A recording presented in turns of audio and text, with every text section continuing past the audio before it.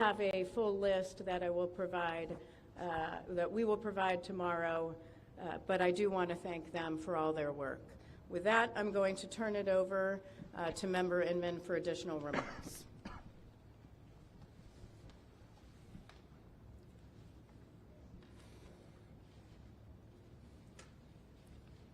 So today is our first full day on scene. Our investigative team will be on scene as long as it takes in order to obtain all of the perishable evidence and all the fact-finding that is needed to bring why it happened and to recommend changes to prevent it from happening again.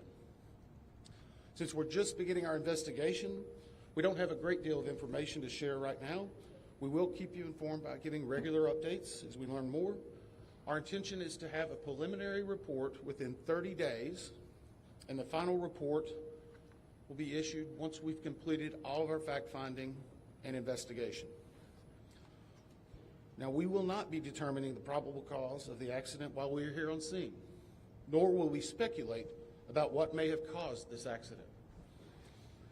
Today, we will be going and having an organizational meeting and establishing our parties to our investigation. We currently have the following parties that are already identified: PSA Airlines, GE Aerospace, Sikorsky, FAA, NACTA, which represents the air traffic controllers, ALPA, which represents the pilots, Army, AFA, which represents the flight attendants. The Transportation Safety Board of Canada will be an accredited representative under Annex 13 of ICAO. They will be supplemented by MHIRG as a technical advisor. They were previously known as Bombardier.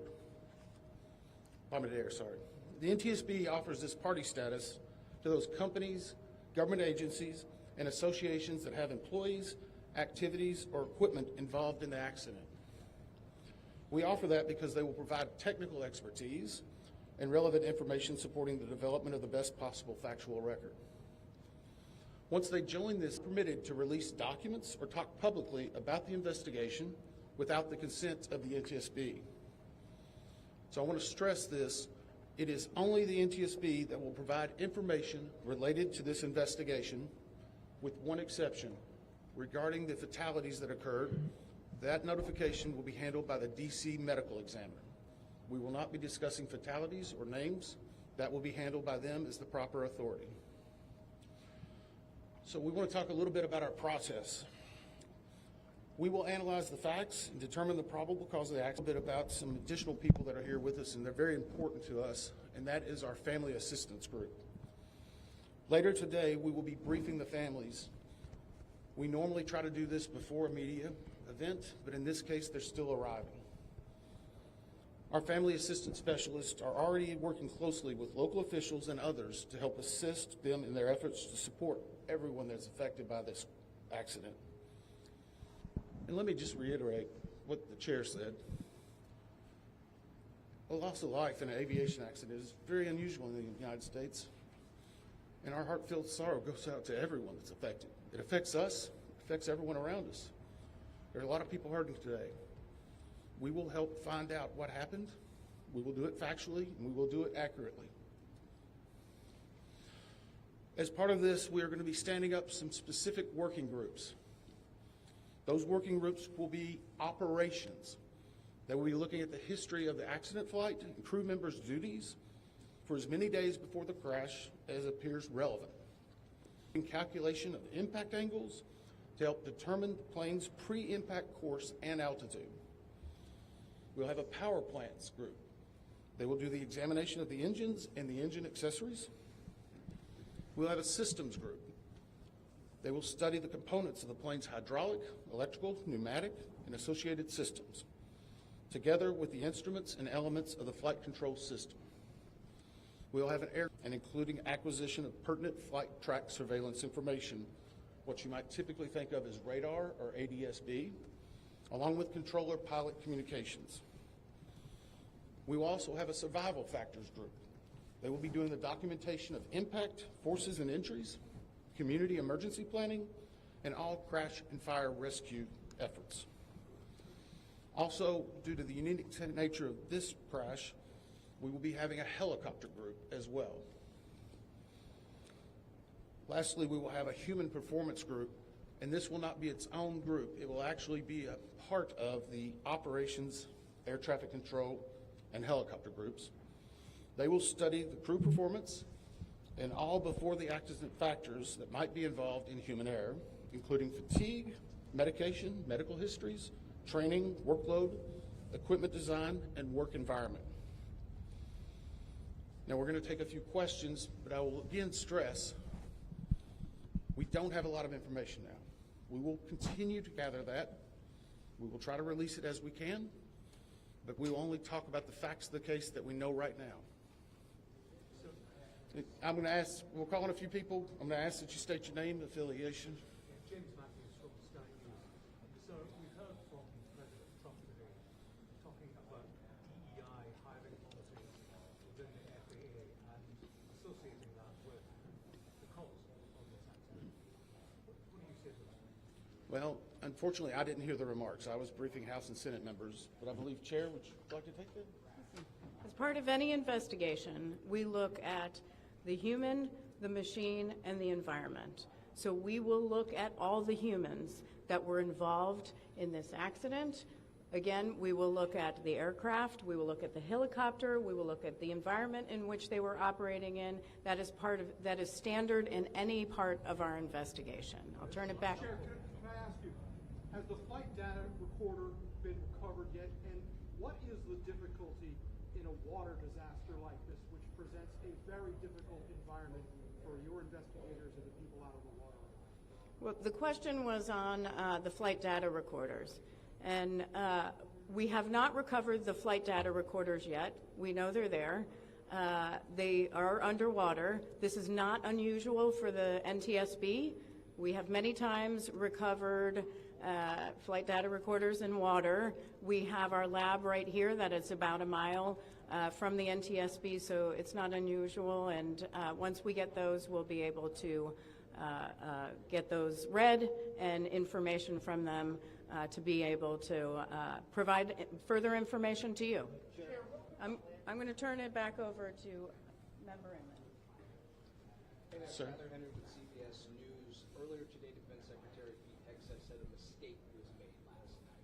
Based off of you all's initial investigations and preliminary findings, have you all been able to tell whether this was human error or mechanical failure? The question was, is there been human error or mechanical failure?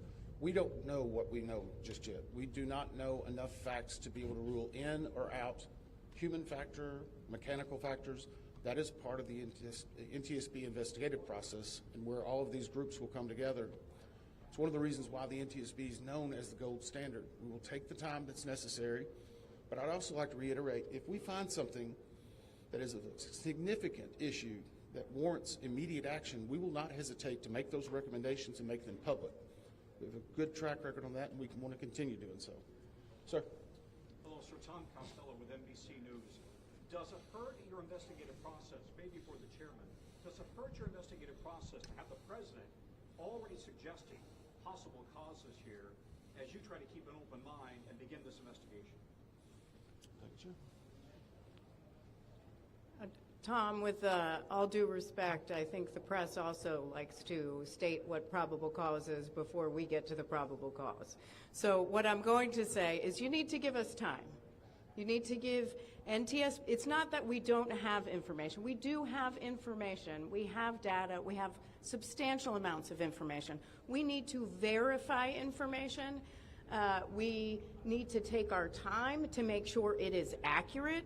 That's best for you. That's important for the families. It's important for legislators who are seeking answers to try to figure out what they're going to do about this. And so it will take time. We do have a lot of information, but we need some time to verify that. Yeah, member Chase Williams with Fox Business. I'm wondering about the conditions in the tower last night. Were there any performance issues in the past with any of these controllers or anything of that? Question is about controllers. As I said, we are just now forming the groups. The controllers do have union representation, which they are entitled to. They'll be working with our party system and our party groups. They'll be conducting interviews. Those interviews will need to be analyzed, transcribed, and other team members will need to look over it. It'll be a long process, but we will go through the entire history.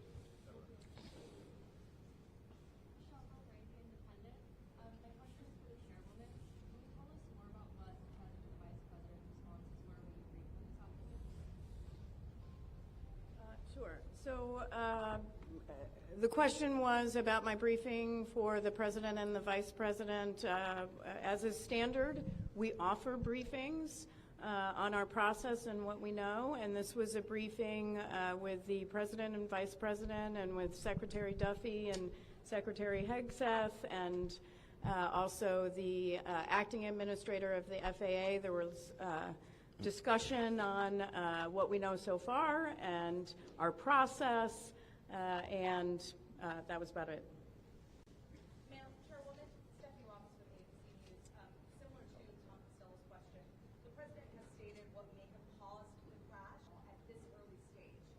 Yeah, so the NTSB, we conduct an important safety mission where we take a very careful approach. I'm sorry, the question was on speculating during investigations, which is we often hear about. What I will say is we look at facts on our investigation, and that will take some time. And at some point, we'll be able to provide that factual information, as Member Inman said, and provide that hopefully tomorrow.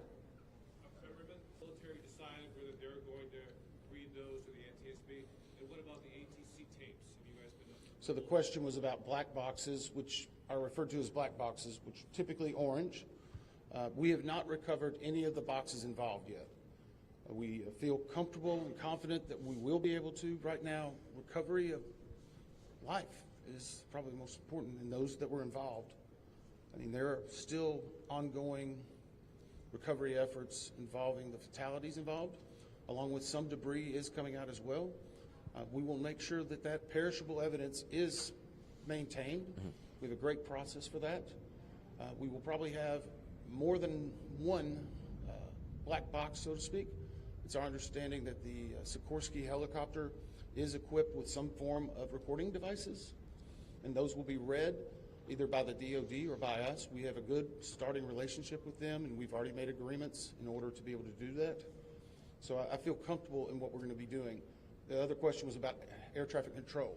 We received a very large package of information from the FAA at about 3 a.m., I believe, this morning. That is still being reviewed and analyzed. I would say there's a lot more information that usually comes in that than what you may find online and people might speculate about. And that is part of that overall process where we take the time to get the information correct and to make sure all the parties are engaged and involved and can fact check that information. One. Gabe Cohen from CNN. Can you tell me if the NTSB has reviewed this FAA internal report that has been cited by the New York Times indicating that the controller that was on duty at the time of the crash was doing a job that's usually done by two people? We have not reviewed any specific reports about the controllers at this time, at least from the leadership team. Our investigators are continuing to pull all that information. Their personnel records, their files, where they were at, whether they were fatigued, all that information will be part of that investigative process. But right now we can't speculate on anything that may have been reported in the media until we get the opportunity to validate and understand how it impacts the investigation. We're going to take just a few more questions. Sir?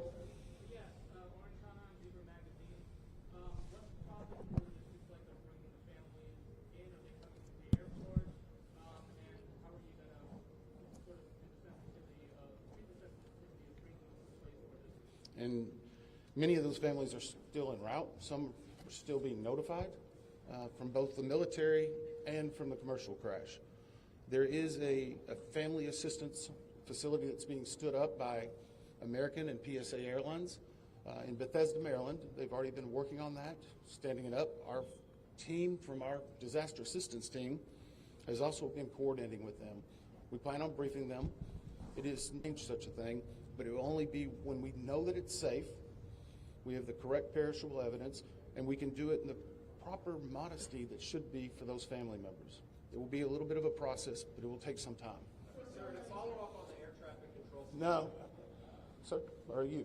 I know that Marielle Carville with ABC News now. We've heard from some witnesses that they saw people come down the slides of the plane. Is there any indication that people made it off the plane if they got it? Well, again, we will not speak to the fatalities. The D.C. medical examiner will, but I think the D.C. fire chief this morning very succinctly said correctly that we believe there are no survivors. What's their off the plane? Like, did they even get out?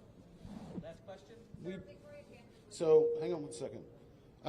Right now, we're going through the debris fields.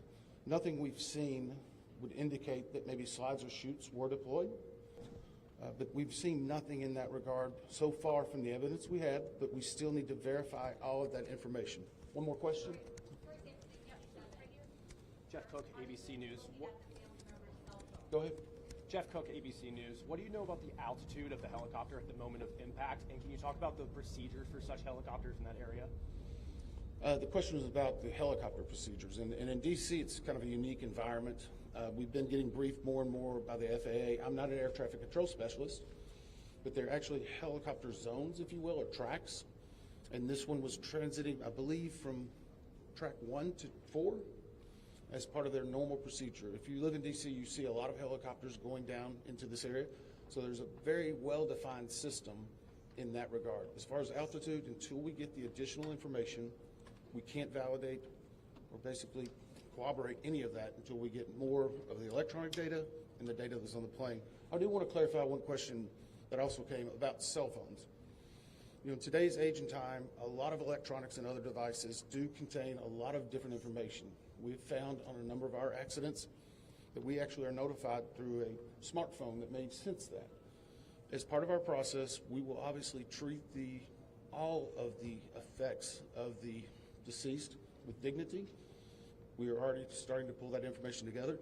If we feel that it's necessary to find or pull some of that information, we will work with the families and make sure we do it in a manner that's respectful for them and their privacy.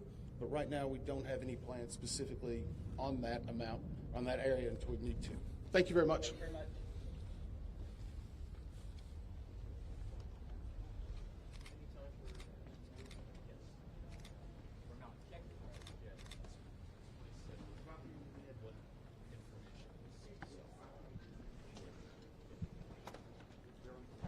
For further updates on media briefings and other developments, please follow on X or Twitter